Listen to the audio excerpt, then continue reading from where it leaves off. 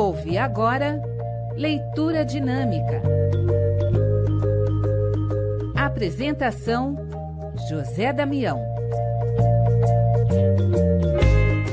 No ar, pela rede Boa Nova de Rádio, pela TV Mundo Maior, emissoras da FEAL, Fundação Espírita André Luiz.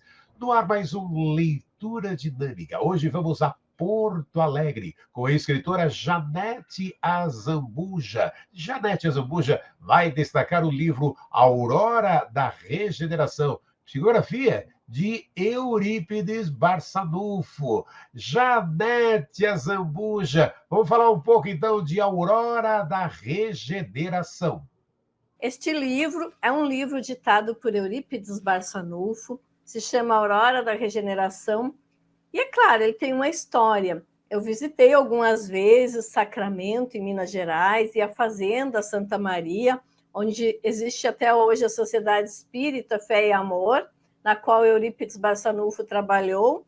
E numa dessas visitas à fazenda, nas minhas conexões com Eurípides, eu recebi a incumbência desta obra. E é claro que eu me questionei bastante por se tratar de um mentor como Eurípides, de um espírita tão conhecido, considerando também que Eurípides já ditou obras para Corina Novellino, considerando que atualmente há várias obras escritas pela dona Alzira no Colégio Allan Kardec, mas eu resolvi me entregar à tarefa por pedido de Eurípides, e a escrita da obra assim fluiu maravilhosamente bem. Então, esta obra, Aurora da Regeneração, ela traz, na verdade, a história de vida anterior de Eurípides, em que ele reencarnou naquela mesma região de Sacramento, lá em Minas Gerais, mas como um lenhador muito humilde, que vivia no meio da mata e era voltado às curas. Então, ele traz alguns personagens muito cativantes,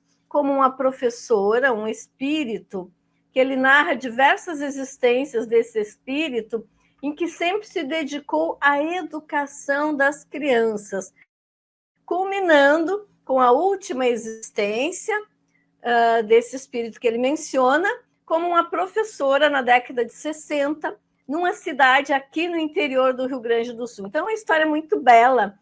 Um outro aspecto que ele traz aqui é a narração da importância de viver. Ele começa narrando a história de uma monja que lá no ano de 1300 e pouco cometeu suicídio no Tibete, por fascinação, por julgar-se apaixonada por um outro monge.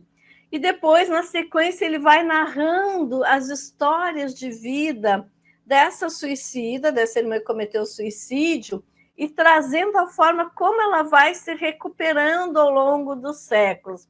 Então, todos estes espíritos vão se apresentando naquela época, na existência do lenhador. Alguns estão reencarnados também naquela época, outros não, mas se apresentam a ele e vão trazendo as suas vivências todas entrelaçadas à existência de Eurípides.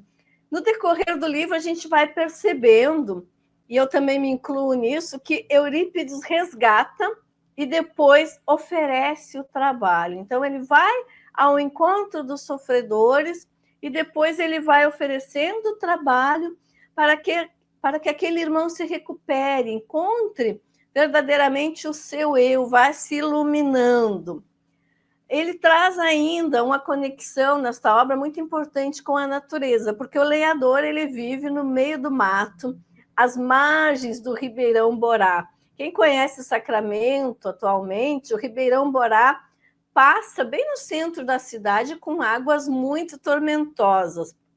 E ele narra o livro com uma simplicidade tão grande que a gente se remete àquele local, no meio da selva, na presença do lenhador, nas suas reflexões, nas suas caminhadas, e também relata ainda quando ele saía a pedido de moradores próximos ou mais distantes para curar algumas pessoas que estavam necessitadas.